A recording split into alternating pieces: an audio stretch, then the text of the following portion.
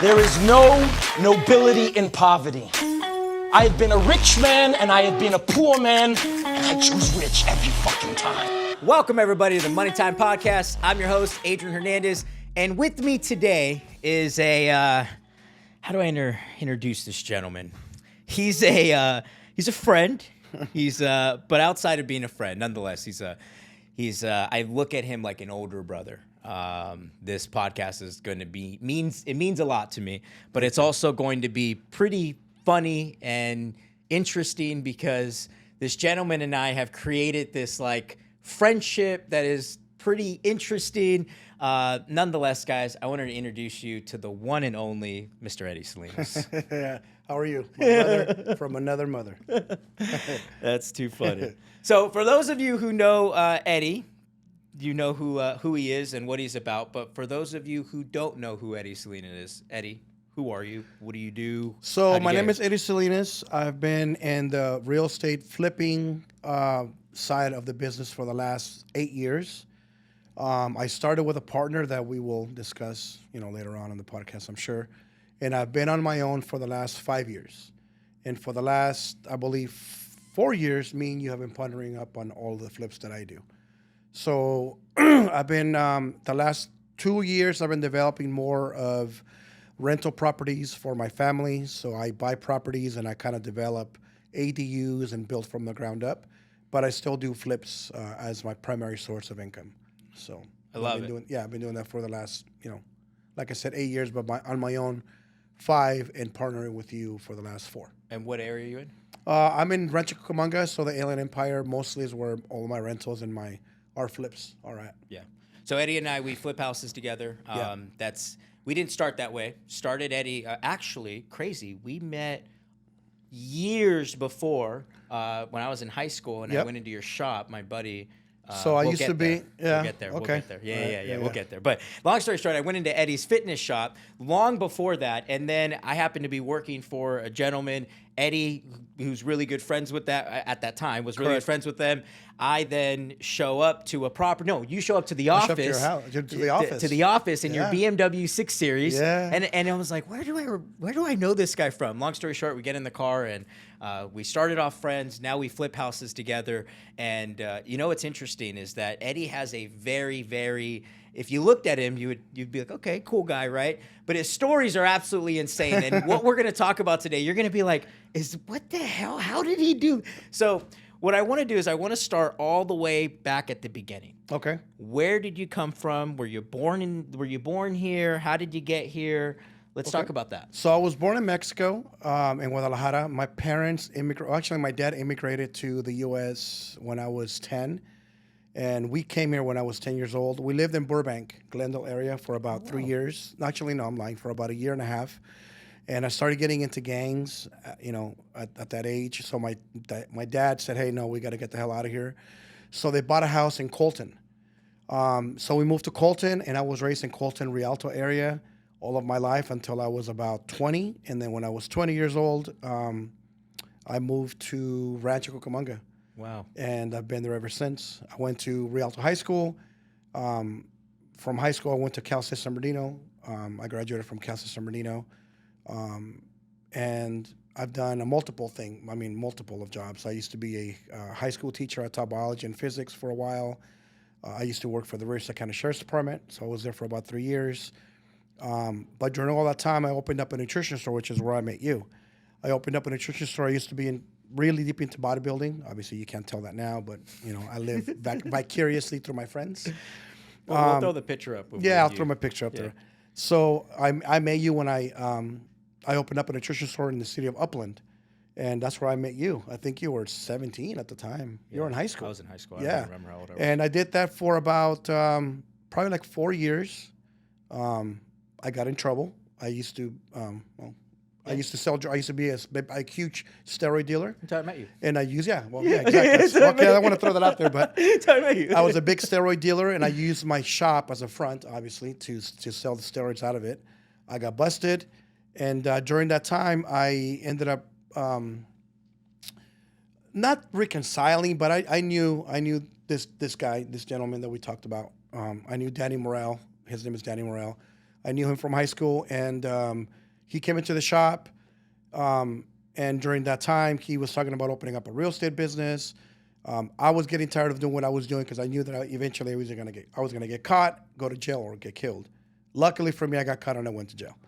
So I got caught, I went to jail. When I came out, the money that I had saved from selling drugs, I basically used to start a flipping business with Danny.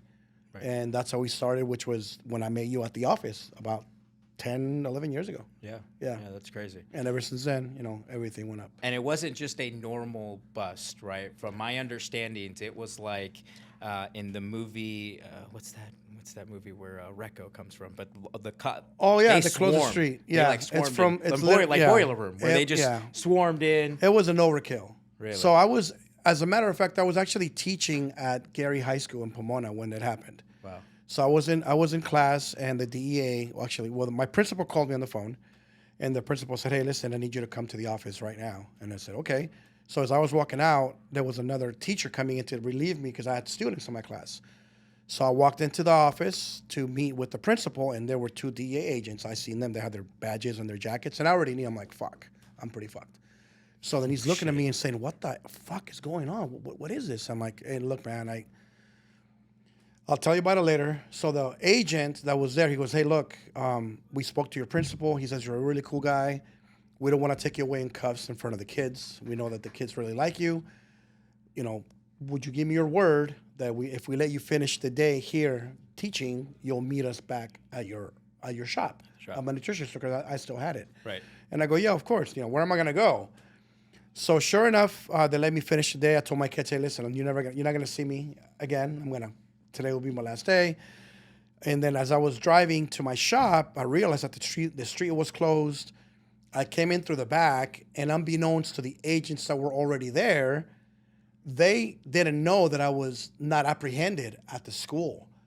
So they thought that I was pulling up you pulling up, doing my own thing, not doing anything. So they swarmed my car with guns drawn. I'm like, wait a minute, you guys knew that I was coming. Yeah. So nothing, So I got arrested. I got taken away, and that was the beginning, actually, of all this, of where I became what I ended up at. That is crazy. Yeah. Now, since I've met you, you've always had this ambitious spirit, right?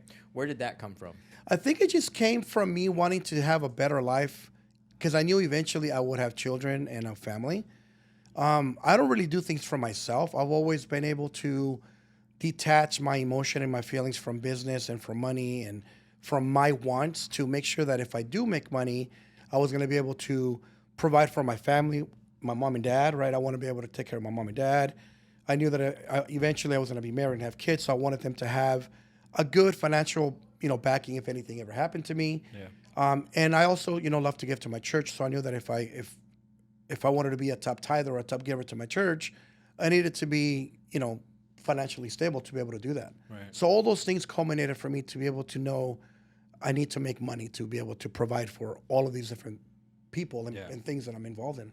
So I'm assuming that was most recent, but what about, did you have that ambitious spirit in high school? Were you, did that come as a child? I think it was more of me, not having, so mind you, I wasn't poor. I wasn't poor. My parents both were hardworking men, and my mom and my dad worked. But in high school, I knew that I wasn't financially stable like the rest of the kids. I didn't lack food. I didn't lack somewhere to sleep. I didn't lack, nothing to eat. But I did lack, other things that I saw other kids have. A good cell phone, right? Pager back then. Pager. Well, yeah, my days it was pager. Shit, yeah, pager. Believe it or not, it was a pager. A car, right? I got a car in high school, but they were, they had new cars, and they had a nicer, house and stuff like that. So I think when I was in high school, I started to develop this sense of ambition and wanting to be better than where I was. Not to say that I wasn't appreciative of what my parents provided me, but I knew that there was something more.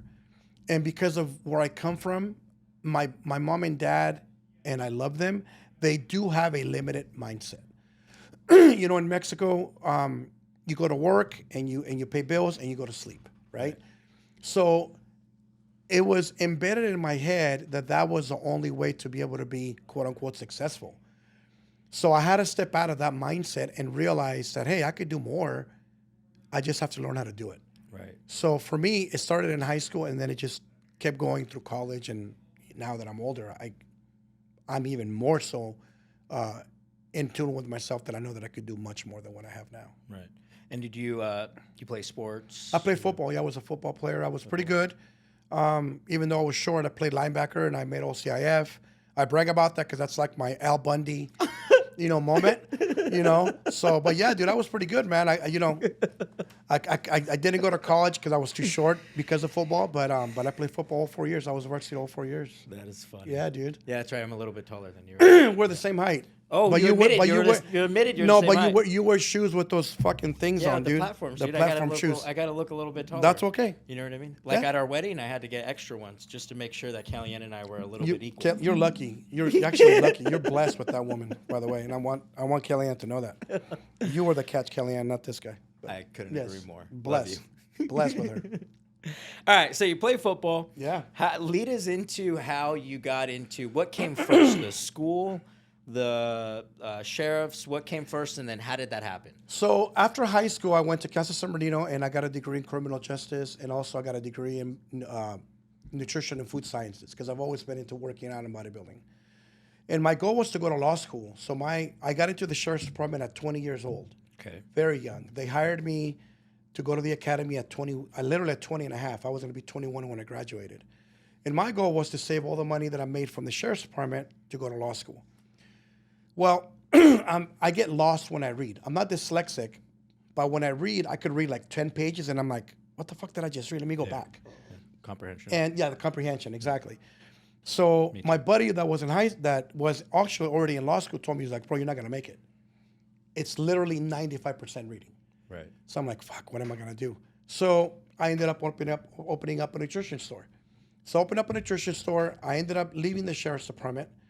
And when I opened up the nutrition store, the superintendent for Pomona Unified School District walked into my shop. You're bodybuilding at this whole time. Yeah, I'm still bodybuilding, working out, competing. And he says, do you speak Spanish? I'm like, yeah, I speak Spanish. He's like, you know what? We need a bilingual biology teacher. I could probably get you in with your degree, even though it's not biology, it's a science. Are you interested? And I'm like, well, the shop is doing good, quote unquote, because I'm selling a bunch of steroids, so I'm doing really well. Yeah, you got time. And I have time. Sure. So I started teaching during the day, and then I would get off of work and then come to the store after I got off of teaching, and then would finish the day off at my shop. So that's how those two things came hand in hand. And the whole time you're bodybuilding, when did you? So Eddie actually competed. I gotta throw a photo. We'll get a photo by the time you guys watch the YouTube video. There'll be a photo of when he actually competed. When did that all take place? I competed when I was 18, 19, and 20. So I did 3 shows. And my last one was, I was 20 years old. I did the USA's, back in 98. Oh, shit. God, Lee. 98? I'm fucking old, dude. Well, I was 8. You were 8 years old? That's crazy. Wow. Yeah, I did the USA's, the NPC USA's. I got my ass handed to me because I thought I was the shit, and I was shit. But other than that show, I did really well. That's awesome. I placed really, really well in my bodybuilding. Right. That's actually the toughest thing I've ever done. Far from going to jail, college, doing a diet for a bodybuilding show is by far the most hardest thing I've ever done in my life. Why is that? Just the discipline that it takes for you to say, hey, I'm thirsty and there's gallons of water, but I cannot touch it. Or I'm starving, but I cannot eat. That's crazy. So forcing yourself not to eat or drink when it's readily available to you is extremely difficult. Right. It is the hardest thing you'll ever do. Because you'll say, well, let me have a bite or let me have a little bit of a sip. You can't. You could, but you will not achieve the level of physique you need to win the show. So what is it? What is it required? Like, let's just say, for instance, chicken. Right? Yeah, I always experimented with myself when it came to like taking drugs and dieting. Okay. So I would do like extremes because I knew that's what it would take for me to achieve the physique that I needed to achieve to win. So I would do like a month. I did a month of eating just egg whites and broccoli. So I did 6 meals of 18 egg whites and a cup of broccoli 6 times a day for a whole month. Wait, 30 days straight? 30 days straight. Yeah. And then another 30 days, I did tilapia because I knew fish was. Oh, yeah. And so I did. That's where I learned I it would from. I did 8 ounces of tilapia, again with a little bit of rice and broccoli, 30 days straight. So I would do extremes. And I found that egg whites, tilapia are the best combination to get shredded. And as I got into it more, I figured, okay, I could do 1 week of egg whites and then 1 week of tilapia. I don't have to do a whole month. Right. And I was able to kind of gauge that. And I also used that when I would train other people. Because when I opened up my shop, I started training people for bodybuilding shows. Right. And I became a nutritionist because my degree was in nutrition as well. So I utilized my degree to do diets for people, for clients, and they all did really well. That is awesome. Yeah, so if dude. all I ate was egg whites, You won't be able to do Tilapia. it. I will give anyone out there, I will give anybody $1,000 if you could document yourself doing 18 egg whites and a cup of broccoli 6 times a day for a month. No one could do it. To this day, nobody could do it. I've trained 6 times a day? I did it 6 times a day for 30 days straight. And you can't cheat. You could only drink water. I didn't drink diet sodas. Josh is outside. He tried it for like 5 days. He failed. So it's just water. It's just water, egg whites, and broccoli. Could you do it to me? No. Guarantee you can. Dude, I have had bodybuilders that I've trained for shows that have won their pro card. Heidi, Tracy, my best friend Tracy. yeah. Actually, no, Tracy could do it. I'm lying. Tracy's the only one that's done it. So I take that back. Nathan? Nathan couldn't do it. No. Nathan couldn't do it. Tracy is the only one. So, okay, so if all I ate was tilapia, egg whites, broccoli, and water, Yes. shredded. 30 days, shredded. For No, you, how many- well, like for 90. you, it'll be like 60 days. 90. 60 days. 60, 90. But you won't be able to. Your mind will snap within 3 weeks. Because you go through that sugar depletion. Oh, right? you would then snap. That's what I'm saying was the hardest thing to do. Wow. Your body would snap. Your mind would snap. That is crazy. It's crazy. What was the best diet? Was that the best diet? That you was the found? best I ever did. I got down to 2.3% body fat. 2.3% body Yeah. fat? So I had so in the bodybuilding world, the achievement, like the ultimate achievement, is having striated glutes, which means your ass cheeks have muscle striations because there's no fat. I achieved that. What the fuck? Yeah. And what is the typical average body percent fat that you need to get to For a achieve- bodybuilding show? to achieve Striated glutes? Yeah. 3%. At 3%, you have striated glutes. So I got like literally almost 1 full percent below that. So like Ronnie Coleman or Ronnie Cutler. Coleman. Okay, so Ronnie Coleman, he's at 2%. What? Flex Wheeler will be at 2%. Yeah, that's why he was. Ronnie Coleman will always be to me just an alien when it came to bodybuilding. To be that, so mind you, I was 174 on stage. That's not that heavy. Right. Ronnie Coleman was 290. 290? 290 at that percentage of body fat. Most people don't understand what it takes to even think of getting there. And lifting that heavy, yeah. And he lifted 800-pound squats, 900-pound deadlifts. He was an alien when it came to bodybuilding. But if you look at him now, it took a toll on his body. He's had multiple knee and hip surgeries. It completely destroyed his body. Wow. Everyone that's made it big in bodybuilding, Right. at the end, ruins their bodies. The only one that's semi-normal is Dorian Yates. But Flex Wheeler is bad. Ronnie Coleman is bad. Most of them pass away or die from excess. Because there's only so much you There's can do only to so much your your body body can do. Yeah, dude. Yeah. You treat it like a machine, and the machine eventually breaks. I was talking to Troy, that one guy I was telling you Yeah, about. yeah. And he was telling me, saying he's like, eventually he's like, dude, you kill yourself. You kill yourself. kill Indirectly, you kill yourself. And there's not that much money involved Zero. in bodybuilding. Now right? it's even worse, bro. Really? So when I was competing, you would make tons of money on endorsements. So like magazines were big, like Muscular Development, Flex magazine was huge. Right. Joe Weider would sign you as an athlete for Joe Weider. Wow. You know, Muscle Tech was really big back in the day. Right, right. So they were offering $150,000 contracts plus free supplements. So these bodybuilders were able to live off of that because you don't work when you bodybuild. That's Right. your job. You Yeah. go to the gym 3 times a day. You eat in between those gym sessions, Yeah, you and then can't you fucking nap. think, You can't I'm think or assuming. work. That's your job. Nowadays, because of social media, you have an influencer that's like 19 years old, that has a ton of followers, that doesn't know shit about working out, but looks good, and the companies use him to sell their product, which is what's been going on right now. So there is no money in bodybuilding. But on stage, there's no money. No. On stage. Now, Maybe. you know, like the Mr. Olympia, I think the winner now makes like $250. But mind you, they spend about 250 grand? Yeah. And then with sponsors, what would they They'll really? probably make $350. But mind you, you spend about $100 grand on drugs, right? Because they're juiced to the gills. They're spending a ton of money on drugs. Yeah. All the food that it takes to get there. So they don't. It's not a lucrative sport that you're gonna say, I'm gonna turn pro and I'm gonna make a ton of money. Right. You're talking about the elite, like the top 2 or 3.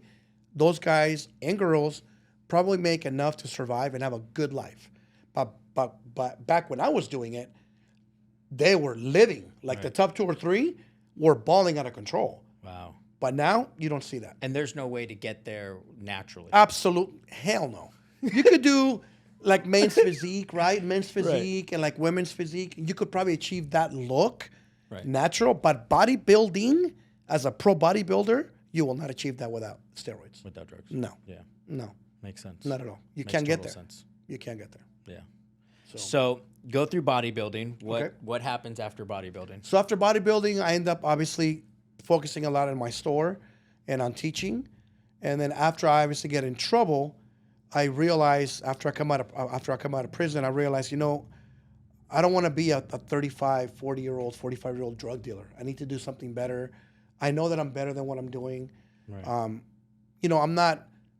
I'm not a bad person. I just made bad choices, right? And I realized, well, I'm making a lot of money doing nothing because I wouldn't do anything. Right. I would sell drugs out of my store, go party. So I became lazy. Right. And I knew that I had more in my head and in my mind to apply it to do better with my life.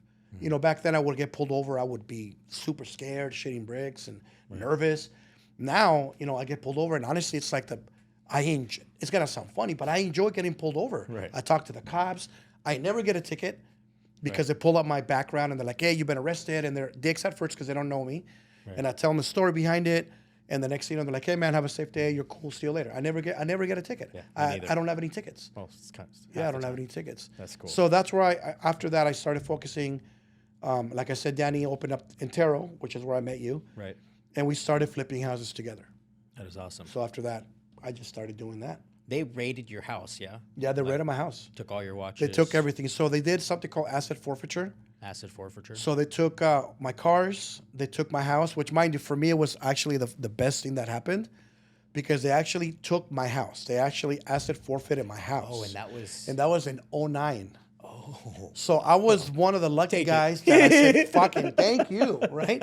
They literally took my house. Oh, shit. And the bank couldn't come after me. Because the government took it. Wow. They, so they paid. I didn't get affected by the crash. Yeah. But they took all my watches. I had a huge watch collection. Wow. They took my cars. They took my motorcycles. They took my clothes. They took your clothes. They took my clothes. Yeah, I used to have the Christian Audigier, Ed Hardy bullshit. Oh, yeah, of course. And they thought those clothes were like expensive, so they took my clothes. Yeah. You get them out the alley. No, you know what's crazy now? Now I got a great story about the alley, man. Oh man, let me tell it real quick. So I went to the alley. I went to the alleys and I bought my ex-girlfriend at that time. Not my wife. My wife will kill me. I bought my ex-girlfriend at that time. Her name was Renee. 2 purses, 2 Dooney and Burke purses. I went to Nordstrom's. I went to Nordstrom's and I asked the guy, hey, bro, can I have some boxes? Right. So I put those purses in the Nordstrom's box, gave it to her for Christmas. Everyone was like saying, oh, fuck, man, you gave her 2 purses. You're doing, I was king dingling, blah, blah, blah. Was that $6,000 a purse? No, they were not. They were probably $800. Oh, but this was 15 years ago, right? And I gave her 2 for Christmas. Their family's looking at me like I'm fucking Donald Trump. Fast forward 4 days after, I'm at the gym and I get a phone call, and it's her. Her name is Renee. She's like, hey, I'm at Montclair Plaza and I'm about to get arrested. I'm like, what? What do you mean? She's like, tell me the truth. Are these purses real? And I'm like, what are you talking about? Yes. What are you talking about? Montclair PD gets on the phone. I forgot the officer's name. He's like, hey, man, my name is, I forgot the officer's name. There's officer such and such. Your girlfriend is here trying to return 2 fake purses that she says you gave her for Christmas. I need to know what's going on because I'm about to place her under arrest because anything over $1,000 is larceny. Shit. So she was going to be charged with larceny. It was a felony. And I just got quiet and I go, fuck, bro. Yeah, I bought him at the alley. And he said, you know what, man? I'm going to hang up the phone and good luck. I'm not going to do anything to her, but you're pretty fucked. Hung up the phone.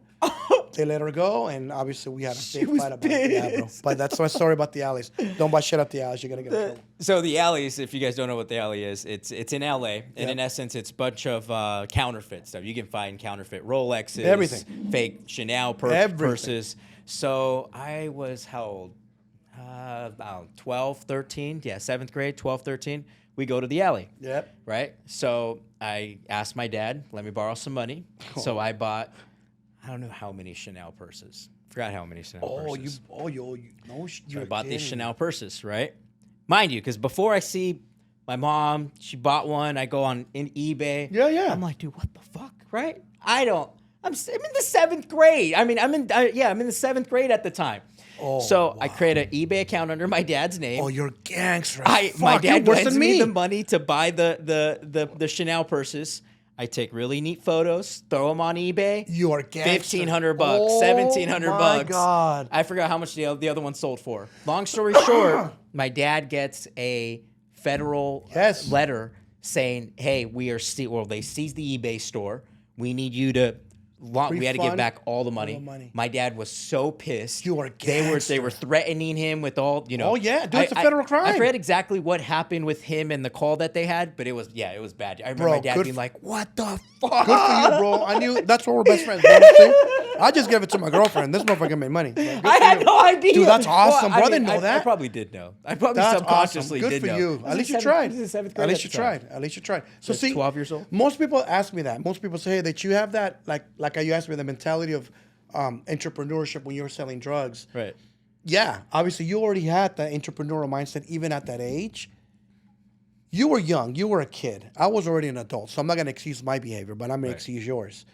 You didn't know where to apply that mindset. You were trying to make money and said, "Oh shit, I could do this," without realizing that, hey, it's illegal and it's wrong, morally wrong, right? For sure.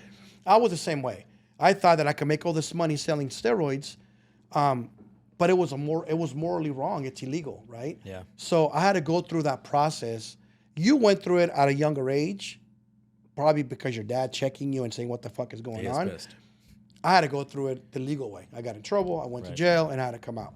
So our mindsets have always been there. Yeah. We just didn't know how to apply it to do it the right way. Yeah. Yeah. Well, actually, so it goes earlier than that. I was 5 years old.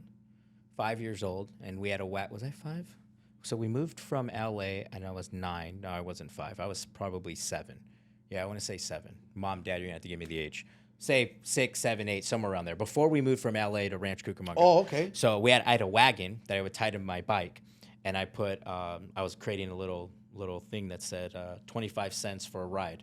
So I would charge the kids 25 cents to take them on a little ride. You're shitting So I me, made dude. this little sign, and I'm using a box cutter, and I'm in the garage, and I'm using a box cutter, and the box cutter slips, and I still have the scar right there. Box cutter slips and slips into my wrist. I'm not knowing at the time. I run in. My mom's like, "Oh my God." Yeah. Freaks out, calls my dad. Long story short, the business never got launched, but my intention was you even had my that my mindset, intention was dude. to charge, because at the time all the kids played outside. You know, it wasn't like today where see the kids they're on the inside, block. of course. Everyone, this was Southgate at the time. All the kids were outside. Absolutely. Right? And I would always ride my little scooter or my bike around with the wagon, and so I was like, yeah, I can make 25 cents. So it started when I was like 5, actually. Bro, that's actually amazing. I never knew that about you. Dude, that's fucking kinda cool. badass. It's cool. So see, for you, it's been embedded. Yeah. You've always had that. Yeah. You just didn't know how to apply it, and now it's exploding. Yeah, Good for you, dude. That's dope. I didn't know Yeah, that. exploding on free dinner. Speaking about that, yes. So we'll talk about that later. 'cause Eddie you're- gets more free dinners than That's not true. anybody that I know in this entire nation. That's not true. Of nation and free dinners. Speaking of that, you're buying today. Yeah, I'm or Josh, because I'm not. I know. See, free dinner. Okay, so we meet at Intero again, not knowing, right? And you guys, was that your flip, the first flip that we first met flip, at that you did Danny that. walked out and sold? That's right. Okay. Yeah, so you did that. We started doing flips. Me and Danny started doing flips for about probably like 4 years. And it wasn't like you got in it and boom, you were doing 100 No, flips. no. Talk about that story. So I started doing the first year. I think we did like 10. Okay. Right. I didn't know anything about construction. He just kind of threw me out there and said, "Hey, you figure it out." And I was only making 10%. Oh, wow. Mind you, I didn't know anything about numbers. I've always been I trust my friends and my whatever number you give me, let's go with it. Right. He would take 90% and I will keep 10. right? And I would do everything. It was my money that we used for the flips. It was my managing with the contractors. And he's like, yeah, let's start at 10%, bro. I'm like, okay, well, I didn't know anything. You know, I didn't know what a good percentage was. Right. Hindsight now, I'm like, God damn, I got really taken advantage. But there's always light at the end of the tunnel. And I realized why that happened, right? So we did it for like 3 or 4 years. Unfortunately, there was 1 year where we bought about 3 properties that were in the negative. And like I've always told you, there's always, money makes people do funny things. And I don't care how close you are. I knew him for 20 years. I knew him from like middle school. And everyone is going to be your friend, and everyone is going to be by your side when everything is good. Yeah. And you have money and you have food at the table. Come talk to me when you and your close friend go through some dark times where that is not only going to cost you your time, it's going to cost you money. And it's going to cost you money that you don't have, that you really got to be like, fuck, how am I going to get this figured out coming out of my pocket? And unfortunately, that's what happened. These 3 deals came up. Money was not allocated properly, and he didn't want to take responsibility for it. He just like, well, hey, bro, you got to figure it out. You got to call the person that we get the money from, right, and figure it out with him.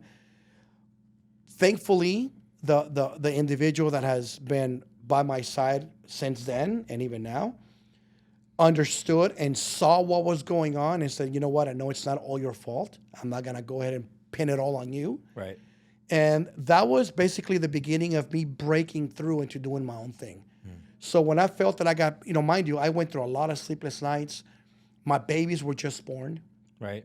You know, they were literally like 6 months old. Right. My wife didn't know this, but I would go out to the front of the house like at 2 o'clock in the morning and sit on the porch and be like, how am I going to do this? I have no money. You know, I had no money. Yeah, and negatives. I had negatives, you know, because I stopped selling drugs altogether. So I went from making like 20 grand a month in cash selling drugs to making no money. Right. Because I knew that if God was going to bless me, I couldn't have my foot in and out. I can't ask God to bless me when I'm doing something wrong. Right. God is not going to do that. That's the devil blessing us, right? The devil is not going to come with horns and a fucking picket. He's going to come at you with whatever you're looking for. Yeah. So I knew that in order for God to be in my life, I needed to fully trust him. So I stopped selling drugs altogether and I jumped into flipping, but I had no money. No money was coming in, and all of my money in my savings was going out. We were in the negative. How am I going to come up with the money to pay this individual off? But thankfully, he understood and said, you know what? I know what's going on. I trust you, and I know that you're going to make things right. I want to do business just with you. And that was the beginning of my rebirth of Cal Homes Group. I opened up Cal Homes Group after that. Right. And that's when me and you basically, it kind of started at the same time. At the same time. And that's where I'm at now. That was awesome. about 5 years ago. Yeah. 5 years ago. And, you know, it's interesting because a lot of people get in partnerships and you think it lasts forever. Oh, no. Right? Or you think that that other person has your best interest in heart. And from what we've learned, it's when they do. Some people have your best interest in heart when it only benefits them. Listen, and not to talk bad about these guys, because I'm not here to badmouth anybody, but it's very apparent and evident whenever you're jumping ship, like you change names and then you change names and then you change names, and it's actually obviously apparent when someone does not have their best interest at heart, when so many people come and go out of people's lives, right? I have friendships, all of my friends I've had for at least 20, 30 years, right? And I could tell you that whenever you do business with friends, it's extremely, extremely difficult. I could tell you to your face right now, you're the only one out of all the friends that I have, other than Jay, right? Yeah. And Raymond. But I've known him for 30 years. You're the only one that I could tell you that you're my good friend that I could do business with. We take losses, we bicker, we say, what the fuck, Kick bro? and scream. Blah, blah, blah. And then we're like, okay, let's go, right? The minute I was going to take a loss with Danny, he jumped ship and left everybody there. But you see that he's done that with everyone. Yeah. Even with his wife. Yeah. Sorry, but it's true. No, it right? is the truth. You jump ship and then you try to say, oh, well, it's your mindset. And like, The typical narcissistic behavior is when you 100%. put it up on everyone else and you say, it's your mindset, you're weak, you don't see this, da da da. No, listen, ego. it's your ego. No, listen, I keep it 100. One thing about me, you could ask people from high school and you could ask people that have known me when I was a kid. I don't change. I'm the same ghetto person from back then till now. And if you love me, cool. And if you don't, all good.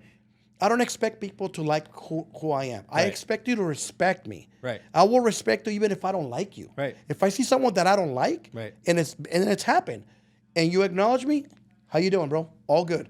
But I'm not gonna sit there and break bread with you. I'm not gonna sit there and talk to you. I'm gonna acknowledge you respectfully and walk away. Yeah. Right? The old Eddie would be like, "Fuck you. What's up?" Yeah. I'm old now. I'm 45. I have kids. Time for that shit. Yeah. I don't even have time for that. But you see that these individuals did that, and unfortunately, you don't have to go through that to realize what kind of person that person actually is. For sure. We have the gift of discernment. God gave us that, and we fight it. We always fight it. You know that? Oh, I got that gut feeling. That's not a feeling. Yeah. That's God telling you, hey, I'm going to give you the chance. I'm giving you the chance to look at it. Right. I'm not going to force you. And we always force it. We always 100%. look. We always try to say, "Oh, I want to look. I want to see the positive in someone." Listen, he might have positives, but he might have a lot more negatives. For sure. You got to get that feeling that you get. We want to fight it because for two reasons. One, like, fuck, there's an opportunity here that I can make a lot of money right now. Right. Right. Right. But that gift of discernment that God is giving you to check that guy or that girl, it's not for this deal. It's for like 4 deals down the line. For sure. That it's going to eliminate all the money that you made from this deal. Yeah.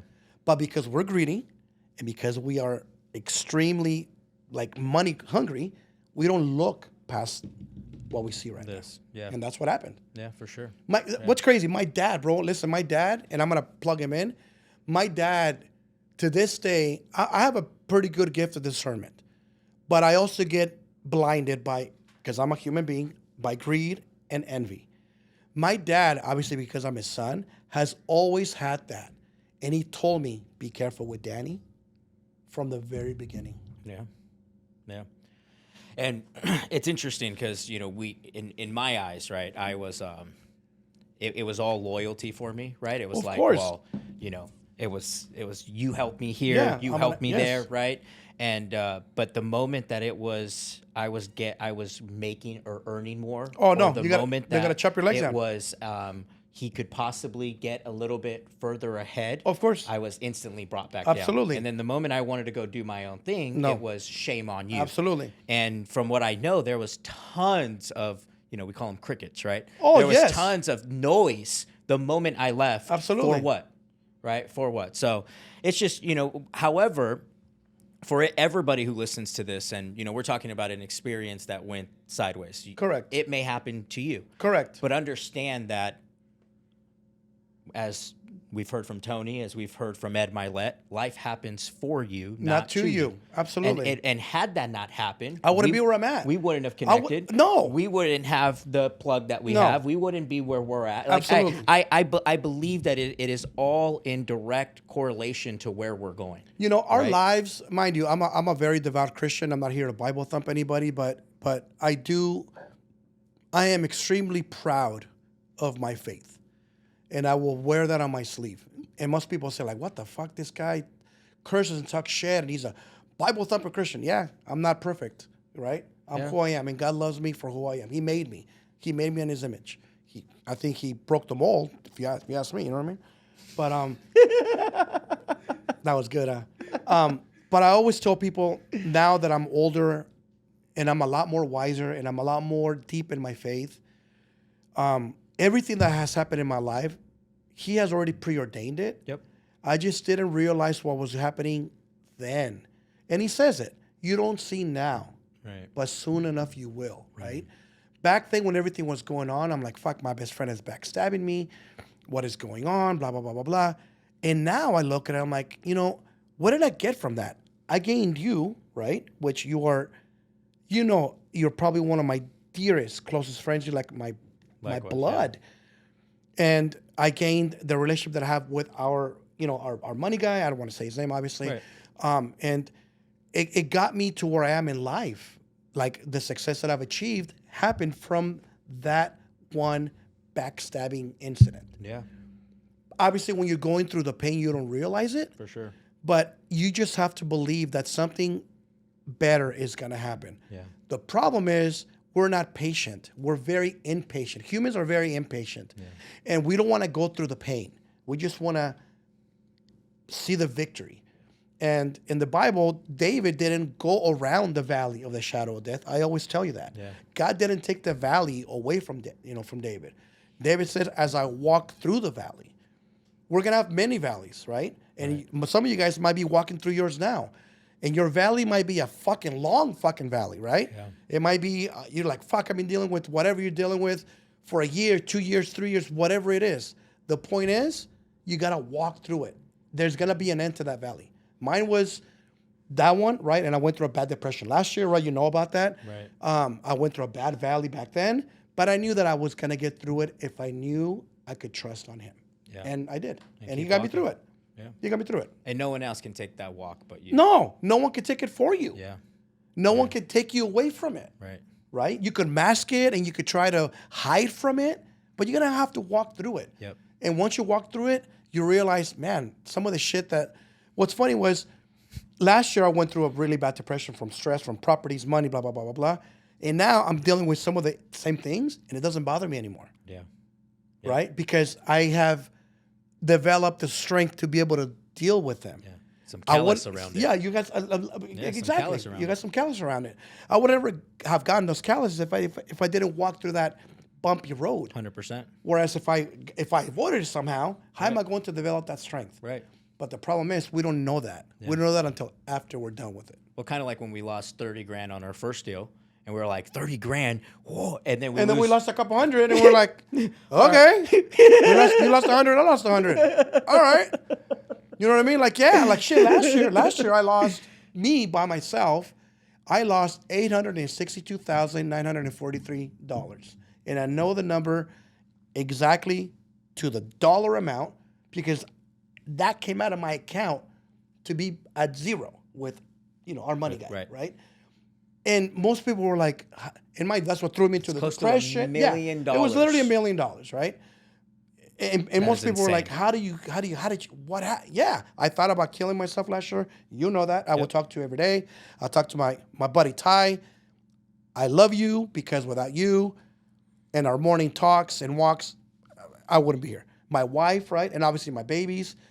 But now I'm like, okay, well, shit, if I lost $1 million, I mean, I'm not saying I want to lose any more money. Yeah, fuck that. But it allowed me to understand that, okay, I got greedy last year, right? And it also showed me that sometimes the things that I pray for, he's going to give me, but not how I want to receive them. Right.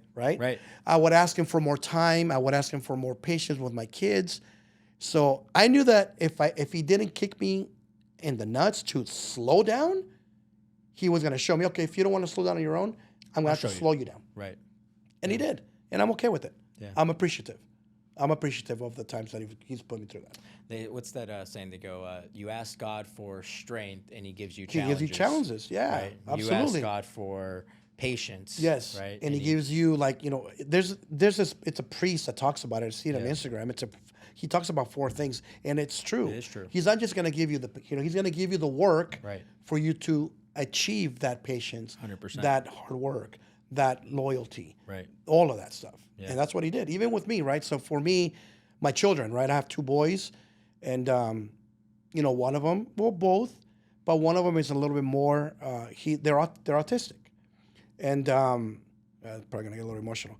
But my wife, man, I have seen what true strength from a parent is from my wife.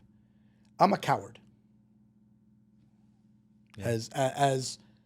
As God is my witness, I'm a fucking coward because I could not deal with what she deals with. I'm a coward. Go to work. She is, and I bug her every day. She gets pissed because I'm like a little kid. But what she does with those 2 boys every single day, so they're okay, and they got it willingly. Little Eddie is not even on the spectrum anymore, right? He's a little bit, but not. Nico said hi the first time, like 2 days ago. Right. what I see from her is she's literally my motivation. And I know we fight and argue, but she is the epitome of what strength is. That's why I always tell you Kellyanne is that's what a mom is, with the baby just kicking ass. We hide out here, bro. We're hiding here. We're working, we're doing whatever we're doing, but family and our children, at the end of the day, they could give a rat's ass about none of this shit. They just want our time, and they just want us to be there. Mind you, we are entrepreneurs, we're driven, we want to make money, not really for us, but for them, but we have to learn how to have a balance. And that's what I've learned, how I'm still learning. And I know that I tell you all the time because I'm 5 years ahead of you with kids. So everything that I've gone through, that's why I keep telling you, hey, don't do that, do this, do this, do this, because I already went through it. So I'm starting to try to develop a routine with a balance, because I don't want to be the absent dad. Right. You know what I'm saying? Like I don't want to be like, I want my kids to hang out with me. Right. Right. Yeah. There was a video that I saw of this multimillionaire. I forgot his name. He says, "You want to know what true success is? True success is your kids wanting to hang out with you when they're older." Right. Yeah. When they're older, right? And it's true. Like I want to hang out with my dad. Like my dad comes over and watches the kids, and I love my dad. Right. That's true. Like, and you see kids that only want to see their parents when they're like 13 or 14 years old. Imagine when they're older. True. So for me, that's something that I'm starting to work on right now. Yeah. And it's I don't think enough people talk about it in the entrepreneur space. It's hustle, hustle, hustle, grind, grind, grind, get after it, get after it, get after it. Yeah. And you can only get after it for so much. Correct. Right. And at the end of the day, when you pass away, from what I've seen, I mean, you've witnessed more people passing than I have. Yeah. But nobody talks about how they got after it at the funeral. No. Nobody talks about the workout post that they posted, or the money that they made, Zero. or the cars that they drove when they walk up and talk at the podium at the funeral. At Kellyanne's dad's funeral, I was so fucking proud of Dave. I mean, I didn't know him like you knew him, but I love fucking Dave, man. I miss that guy. I loved him. Everyone there, bro. Everyone there said, listen, when a fucking stranger says you're a phenomenal dad, you're a fucking gangster.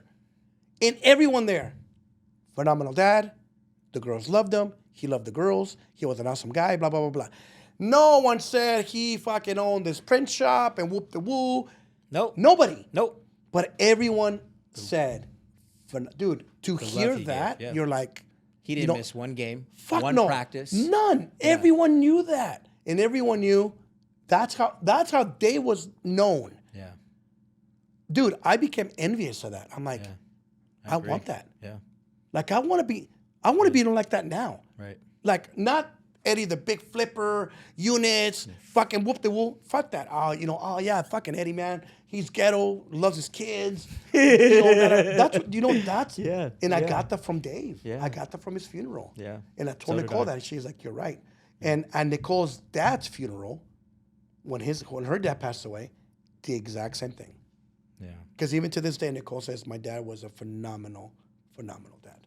And dude, that's what we should be striving for. 100%. I understand we have to work to provide. Yeah, we have to provide. We have to provide no matter what. Right. But there's got to be a balance of provision. For sure. And a balance for the family. Right. Well, and there's a lot of people we know, and even ourselves included, right? Absolutely. We don't need to do a lot of the things we do. No. Right? No. So yeah. No, we don't. That's interesting. We so don't. how many flips were you doing? How many flips did you do the most in 1 year? So the most flips I did was 120. I did 120 flips. 4 years ago. And that was easy and fun and exciting, right? It was. Listen, to all you guys that want to do that many, I'm telling you from experience, because I'm a very micromanagerial person. It's not even worth it. You're gonna make a lot of money, but you're also gonna waste a lot of money, and you're gonna waste your life. I wasted a year of my children's lives working literally 14, 15-hour days, working on Saturdays. Even on Sundays when I'm at church, my phone is ringing. And again, everything comes at a cost. I did 120. I will never do that again. And you were working. Like now, Saturdays, you go to the job site, you help out some of the guys. It's more enjoyable. You were working. Yeah, I was working. Literally working. That's crazy. So we did 120. The next year after that, I did 80. And then the last 2 years, I've done like 40 or 50, I think. And then I think this year we said we're going to do like 20, 25, which is still a ton of flips. That's like 2 a month that are good. And that's it. If more come, fine, because I know how to manage them. Right. But I never want to get to like 70 or 50. There's just no need. And you just don't flip. And we're going to have to bring Eddie back to talk about SB9 and SB10 on what you do. But real fast, just so you went in through flipping, and then from there you spend all your money on cars, and you went on lavish vacations, and you bought a bunch of like Rolexes, right? So I did the complete opposite. I'm a very frugal person. I'm not cheap, but I'm frugal. I don't spend my money on materialistic things. Not that there's anything wrong with that. Everyone can spend their money how it makes you happy. For me, because of my children having this developmental issue, which I know they're going to be fine, I wanted to make sure that I left them and my wife, if anything happened to me, Nicole, with a very good financial stepping stone. So all the money that I've ever made from flips, I would always go and buy a property, a house, free and clear, because I don't believe in having mortgages. I don't believe in having debt. Not that there's anything wrong with that. I think there's, everyone is a different type of investor. I'm a no debt type of investor, and there's people that, leverage, and there's nothing wrong with that. That's great. Right. So I started buying properties, and while I was buying these properties, I started realizing that they have pretty large backyards because they're in San Bernardino, Riverside area. And I started thinking to myself, okay, well, I build now, right? I build and I remodel. Maybe I could start building, houses in the back. And I started doing that even before SB9 and SB10 came about to build my rental portfolio, basically to add more doors to the doors I already had. And one of the reasons why I did that was because you save a lot of money on entitlements. So if you're building from the ground up, you have to pay electrical, sewer, gas, those three, and water, actually. And when you already have a home, all of that is already there. If you build a second unit in the back, or third or fourth, Edison doesn't charge you to drop another line. The sewer's already there. You just got to connect to it. The gas company doesn't charge you to put an extra meter. The water company does. If you want to have an extra water meter for those extra properties, they do charge you for that. Right. But in most rentals, the landlord pays for the water anyways. So I never added extra water meters to the properties that I built. So I wanted to increase the number of rental doors that I had by minimizing the cost of building them. So I realized that by doing units in the backyards of the properties I already had would accomplish that. And it did extremely well. So how many houses have you bought total? Or do you own? I own doors. Okay, I own 39 doors. So 39 doors. 39 doors. And then you're building units on these Correct. houses that you already have. Correct. And what's the ultimate goal, total units? So my goal was to have 50 houses paid off, right? I'm at 39. And now, funny enough, I want to have another 50 because I want to leave Eddie with 50 and Nico with 50. Right. But the next 50, I'm going to buy Different strategy. I'm going to do the mortgage, 10% down, BRRRR method, stuff like that. Right. Funny enough, because I was speaking to you about it yesterday, most people do it backwards, right? They do the BRRRR first and then Zuber. they pay them off. Zuber was like, you did it Zuber. backwards. But because I didn't know how to do it any other way, Right. this is the way that I'm doing it. So, well, now you have tons of cash on hand if you needed it. Correct. If I needed you to can make like those down payments. Correct. Which is what I'm thinking about doing. That's awesome. Yeah. So That's that's good. the goal. That's the goal, to do that next. I love it. Slowly but surely. But to be honest, I'm going to slow down on it. I'm going to, the end of the year, I have to build 3 more houses, which I'll complete. Next year, obviously we have your project and Josh's. And then the year after that, I'm probably going to start building my house because I'm going to build my home. It's going to take probably about 6 to 8 months for the plans and all that to He's kidding, Nicole. He's going to start building a house this year. Well, at the end of the year, I'm going to start building it, but it's going to take a year to complete. Well, and then So the grading and all that stuff, the heavy machinery, is not my guys. Actually, I was just didn't want you to get in trouble. Yeah, no, she knows. She knows. She's more than happy that what I'm going to get. That's so exciting, dude. Yeah. So you just closed on the lot. I closed on the land. Congratulations. Thank you. I closed on the land last Friday. That's awesome. So you're building a custom house in Custom built house, by our buddy Heriberto. Yeah. He is a phenomenal architect. You guys, if you need a architect, you need somebody to help you with SB9 plans. and SB10. I'll give you the info. That guy's phenomenal. Heriberto Espinoza. And his company is VDLR Development. Sorry, I know it, but I just didn't want to get it Yeah. wrong. So VDL Development, you can actually go on Instagram and find them. Yep, And under then VDL Development. In the notes section, you guys will find his phone number. Yes. Let him know Eddie sent you. And he actually is the one that has helped me with my SB9 and SB10 properties. He is a world of knowledge. How many SB9 are you doing now? I'm doing three. Three So SB9s. real fast, just for those people who don't know what SB9 is, what is SB9 in the state of California? So SB9 allows you to add 2 additional dwelling units into your property. So let's say you have a house. Okay. You could add 2 more dwelling units to your house. As like an ADU and junior Yeah, ADU? ADU, or you could build a duplex. Okay. You could build a duplex on the on the property. Okay. Which is what I'm doing. I'm building duplexes, or you could build standalone units. 2 more houses basically. Oh, wow. So you would go from one door to 3 doors with SB9. SB10, if I'm correct, and Heriberto could correct me, is you're able to split the lots. So if you have enough square footage on the lot, you could split the lot, and then you could do SB9, which will give you 3 doors on one lot and 3 doors on the other lot. Two separate APN numbers. 2 separate APN numbers. Taking a 450 purchase to a exit of $1 million. Easily $1 million. So I think he was actually, believe it or not, my property in San Bernardino that I did the duplex on was the very first SB9 approved by the state of San Bernardino. And Heriberto had to literally coach and guide the building official of state of San Bernardino. Because when we submitted plans, they literally denied it. And he had to call him and tell him, you cannot deny because of this, this, and this. Right. The building official was a little bit like a dick adamant. And then Heriberto was able to be like, look, I'm here to help. Let me help you. He literally coached him and showed him the law. And we were the first ones to get approved. Because the state of California will override any And, local and that's city. another thing. Yes, cities could tell you no. Right. They cannot tell you no. But they have they have regulations when it comes to the But to there the is no setbacks. no. There is no no. No, there is no no. That's awesome. It's a California law. What's the difference between a junior ADU and an ADU? A junior ADU, I believe, has to be under 400 square feet, if I'm correct with the square footage.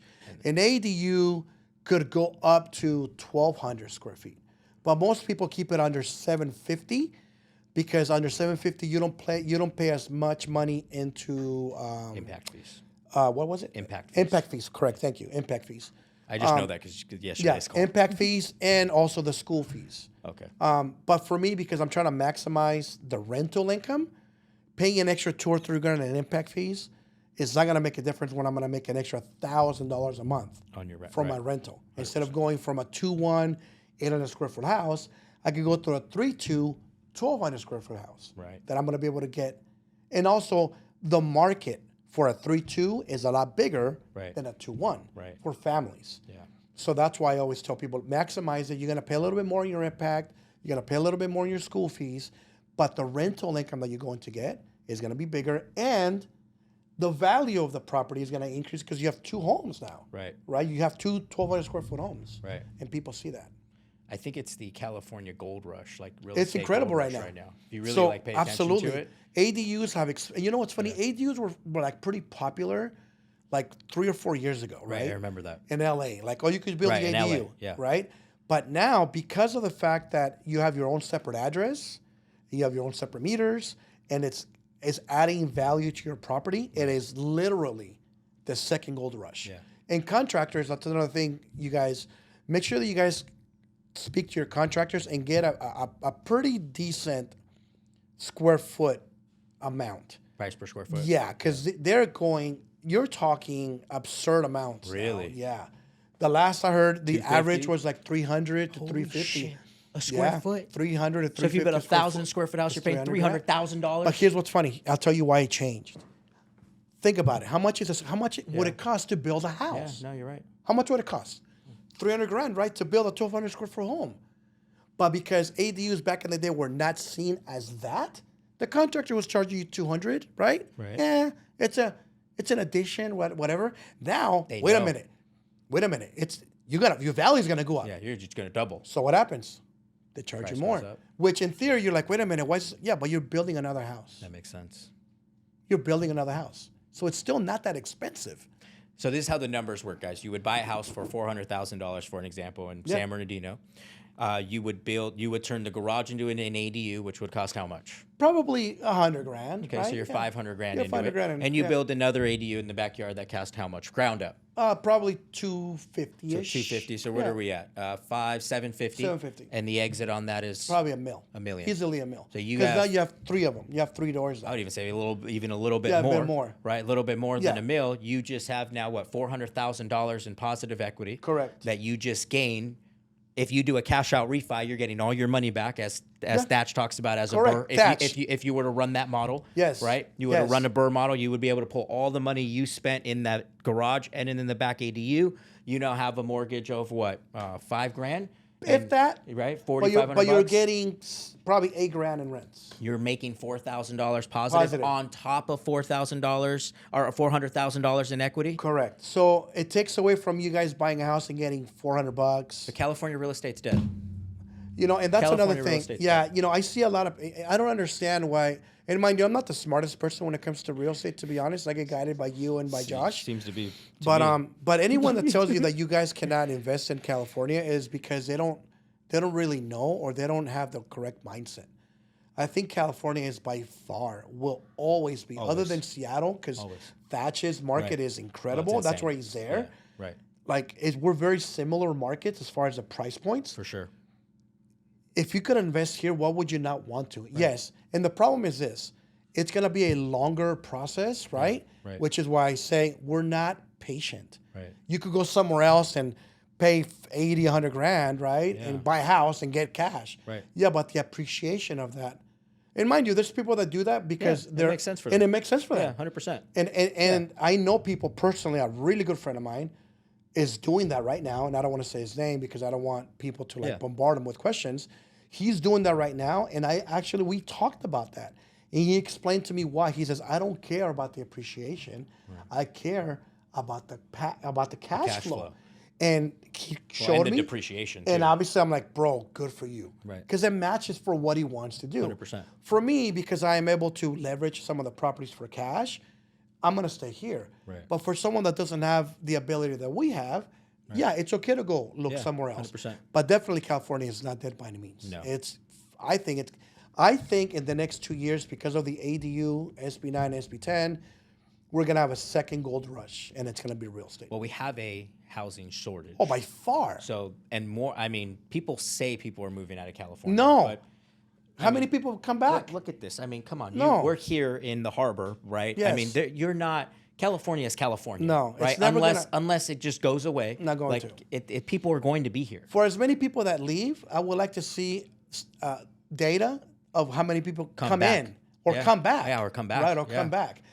Yes, people do leave. I understand that. But people come too. 100%. And if that wasn't true, I wouldn't have 30 applications Yeah, 100%. for my rentals in San Bernardino. Rents wouldn't be what they are. In San Bernardino. Rents are $10,000 a month. Yes. Listen, I'm renting, and I hope I don't burn my rentals. I'm renting San Bernardino properties for $2,500 to $2,800. That is crazy. And mind you, it's not just one person applying. Josh has like 10 or 15 people applying to these insane. houses. And they're not like in the hills. They're in the rougher areas of San Bernardino. That's crazy. Right? So, no, it's not dead and it's not slow. It's very much alive. And a lot of people that are out of state, that are out of California, I get why they invest out of state. Of course. But people that are in California, a lot of it too, guys, is shiny objects on Instagram. You know, you see other people doing it, and I get it, right? Yes. I get it, but It's a lot of smoke and mirrors. Listen, don't be fooled by what you see, right? Like some of the most successful people that I know are the quietest ones, to be honest. Like my boy Kevin Messiah, you know him. Yeah. He's probably one of the most quietest guys on Instagram. That fucking kid has like 20-something doors. Yeah. Nobody knows. I hope I didn't burn you, Kev. More than most of the coaches. Yeah. Kevin Watson, my other buddy Kevin Watson. Right. He's another quiet person. Right. That has multiple doors. Yeah. And then you see all of these guys that are posting and have all these followers, and they don't have shit. Yeah. I know that for a fact. And I'm not going to burn them because it's not my place to do that. I'm not talking bad about them. I'm just trying to show you guys that whatever you see on Instagram is smoke and mirrors. Smoke and mirrors. 100% of it is. Yeah. It really is. Yeah. The people that have it are not going to show it. No. They don't need to show it. Like- And the people that don't have it are going to try to show it because they need that positive reinforcement from the you guys. validation. Validation. Yeah. I remember being there. Validation. Yeah. And Like, you went through that. Oh yeah, yeah. You went through that. Well, I had to go through it for Yeah. sure. I'm grateful I did. for Yeah, sure. you did because Yeah. if you didn't go through it then, Yeah. you would be going through it now with that your would be- wife and your kid. that'd be a problem. And it would be a big issue. that'd be a problem. So you went through it at the perfect time. Yeah. Well, it's really like did. Augie. Like Augie. I mean, Correct. dude, he's a freaking all-time baller. Absolutely. All time. That fucking guy looks like a bum. He looks like me. And that guy is balling out of control. Even his kids, right? Yeah. Derek and Alex, super humble guys. You don't see them like loud, and they're very good. Yeah.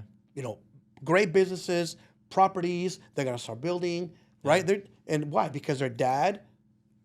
Yeah. They're a direct, result of their dad. I'm getting you on Augie, by the way. Yeah, I know you here. listen to this. I want so you're Augie. getting on. I want to be here when Augie's here because I know we'll be drinking. We're gonna get so I him want on. Augie here. Yes, definitely.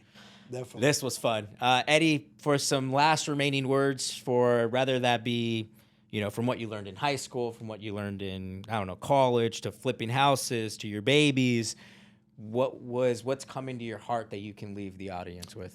Don't ever allow money to get in the way of a relationship. It doesn't matter who it is. No relationship is worth any amount of money. Create memories with the people that you love. Don't think that the memory is going to be created by what you buy. Instead, make sure that you create memories with the people that you love by going to dinner or going on a trip.